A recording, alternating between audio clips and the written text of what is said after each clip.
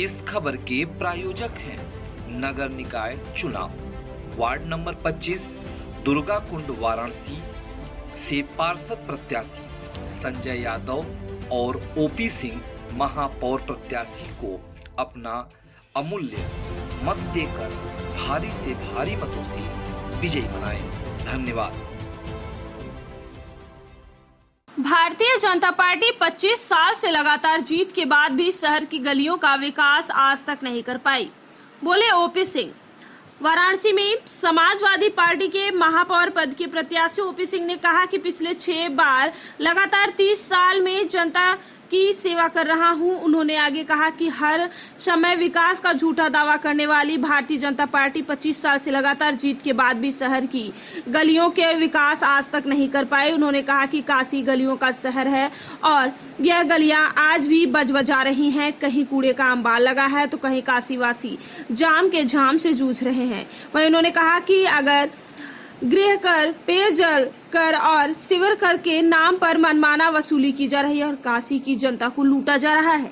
इस अवसर पर उन्होंने कहा से जनता से अपील करते हुए कहा कि यदि काशी की जनता मुझे चुनाव जिताने का काम करती है तो मैं नेता के रूप में नहीं, हमेशा सेवक के रूप में काम करूंगा और शहर की चौमुखी विकास करने का प्रयास करूंगा।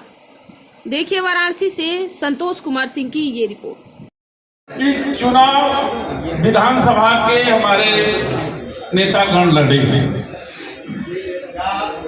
लेकिन टिकट मांगने वाले कई हैं। हम ही मांग रहे थे। इसका मैं doctor OP Singh Samajwadi party का महापौर का प्रत्याशी हूं।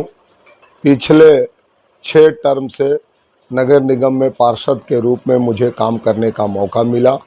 पूरी ईमानदारी से, पूरी निष्ठा से, पूरे मनोयोग से मैंने जनता की सेवा किया।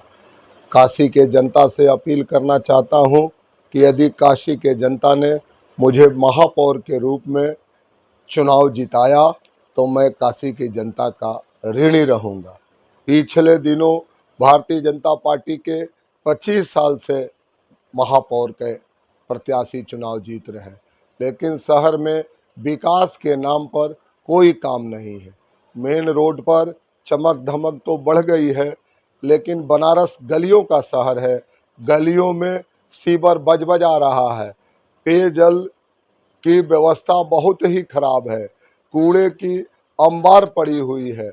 शहर में जाम की समस्या चरम सीमा पर है। और जो सबसे बड़ी बात है, मकान टैक्स के रूप में, सीवर टैक्स के रूप में, पेयजल टैक्स के रूप में काशी के जनता से लूटा जा रहा है। कोई किसी नियम के तहत टैक्स नहीं, बल्कि आज के डेट में किसी भी मकान मालिक का मूल्यांकन किया जा रहा है तो 2014 से उससे टैक्स लिया जा रहा है।